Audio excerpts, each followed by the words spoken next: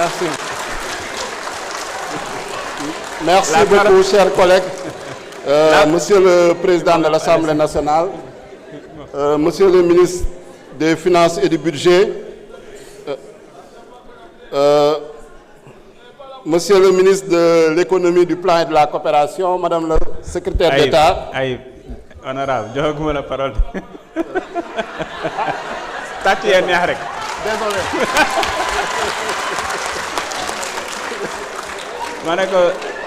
Désolé, Président. Honorable Ayib Daffé, vous avez la parole. Merci, Président. Donc, je vais aller directement au but puisque j'ai fait les salutations.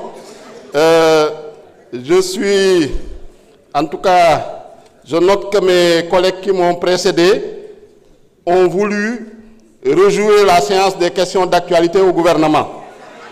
Donc, toutes les questions que vous avez posées, elles ont été posées hier et le ministre a répondu. Malheureusement, vous étiez absent, vous avez décidé de vous éclipser, vous avez décidé de fuir. Vous ne devez vous en prendre qu'à vous-même. Au lieu de venir faire de la littérature, j'ai attendu la présidente du groupe parler de dettes contingentes, dettes cachées, rapports cachés. Il n'y a aucune argumentation. C'est de la littérature.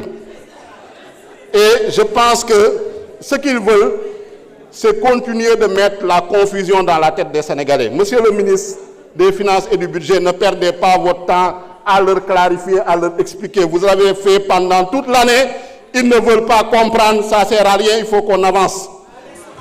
On ne peut plus perdre notre temps à expliquer à des gens qui ne veulent pas comprendre, qui ont mis le pays à genoux au 4e sous-sol et qui nous maintiennent dans des débats marécageux, dans des débats nauséeux, dans des débats boueux. Nous ne l'accepterons pas. Nous nous sommes mis dans la voie du redressement économique et social. Les solutions sont claires. Si vous voulez avoir des réponses, il faut siéger au moment des commissions, il faut venir participer aux questions d'actualité, mais ne pas attendre la dernière minute pour venir vraiment nous importuner. Par rapport à la dette, je ne m'éterniserai pas sur ce débat qui est un faux débat. Je parlerai plutôt des recettes. Et Monsieur le ministre des Finances, vous félicitez pour l'augmentation des recettes, 6 188 milliards, avec une hausse de 1174 milliards. Donc, recettes yi ren toll na ci juróomi junni milliards yokku na normalement année 2026 bii di ñëw projet de loi bii ñuy voté dina yokk ci lu toll ci junni ak téeméer ak juróom-ñaar fukk ak ñeent milliards. yaakaar naa ni sénégalais yi loolu lañu war a jar a xam suñu nee recette nag am na ay recettes fiscales gis nañ ni yéen a ngi góorgóorlu ci recettes fiscales yi. wax nañ ko également la question du taux de pression fiscale wax ngeen 23,4%. il bëgg nañ tamit monsieur le ministre nga leeral lan mooy taux de pression fiscale parce que souvent les confusionnistes dañuy bëgg a jaawale pression fiscale ak harcèlement fiscal. C'est deux notions différentes. Recettes non fiscales yi wax na ngeen ci les produits financiers, les recettes exceptionnelles, les ressources externes également ak les comptes spéciaux du trésor. Donc je pense que sur ce plan-là ku xool le document ba nga xam ne moom nañu annexé au projet de loi de finances 2026 mooy le document voies et moyens, je pense que leeral na tey gouvernement bi stratégie de mobilisation des recettes ba nga xam ne moom la bëgg a déployer. lu jiitu mooy la révision du code général des impôts et du code des douanes wax ngeen ci la mise en œuvre du nouveau code des investissements bu ñu ko voté yàggul donc lors de la session extraordinaire. Rationalisation progressive des exonérations fiscales loolu tamit ñoo ngi leen di ci sant di leen ci encourager ngeen gën ci góorgóorlu tout ce qui était cadeaux fiscaux nga xam ne régime bu fi nekkoon da ko doon octroyer généreusement en violant le code général des impôts gis ngeen ni loolu yéen ngi ciy góorgóorlu. Élargissement tamit de l'assiette fiscale ak la poursuite de la modernisation douanière via le programme PROMAT. Donc il y a des avancées certaines.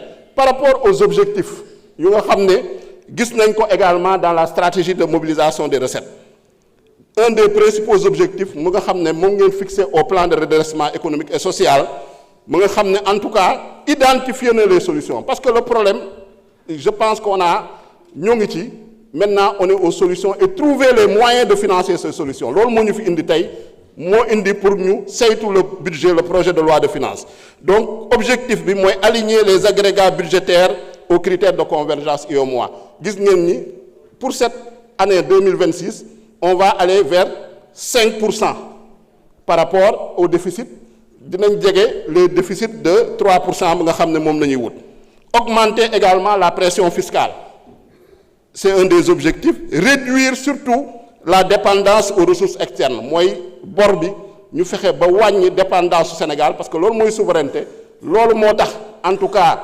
ñu indi la vision Sénégal 2050 loolu moo tax ñu indi le master plan loolu moo tax ñu indi la stratégie nationale de développement 2025-2029 ak le plan de redressement économique et social donc ça c'est les principaux objectifs maintenant am na yoo xam ne population yi tamit am nañu ay préoccupations par rapport un peu au financement des différents programmes notamment mun naa jël le cas du programme spécial de désenclavement ñu bëri sama collègue yu bëri ñëwaat nañ ci bëgg nañu ngeen gën a leeral Sénégalais yi parce que man mii sax dañ may interpeller en tant que député du département de Sédhiou par rapport à la boucle du Boudjé nga xam ne programme spécial de désenclavement moo ko war a financer fan ngeen toll ci programme spécial de désenclavement boobu ak kañ ngeen yaakaar ni en tout cas chantier yi nga xam ne moo nekk ci programme spécial de désenclavement yooyu di ngeen ko mën a relancer gis nañ ni am na lu ngeen ci jël en charge dans le cadre du projet de loi de finances de 2026 mais am na loo xam ne ba léegi des na donc bëgg nañu ngeen leeral Sénégalais yi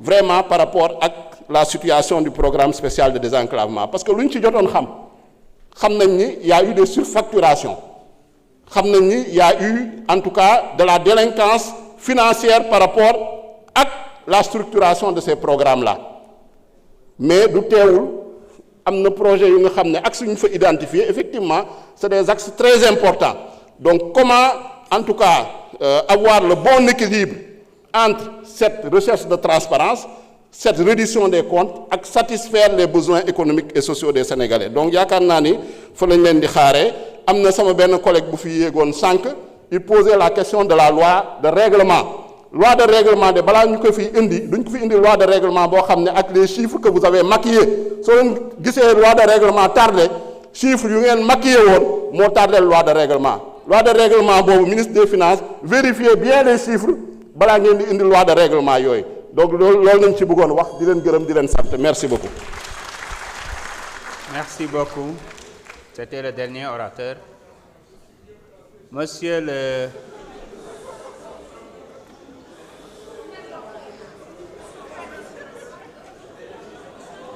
Monsieur le ministre des Finances et du Budget, vous avez la parole. Vous avez 30 minutes pour répondre aux questions. Et votre collègue de l'économie aura 15 minutes.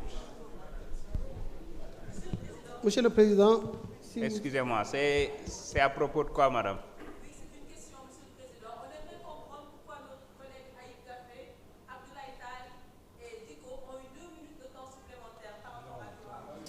Vous vous êtes trompé.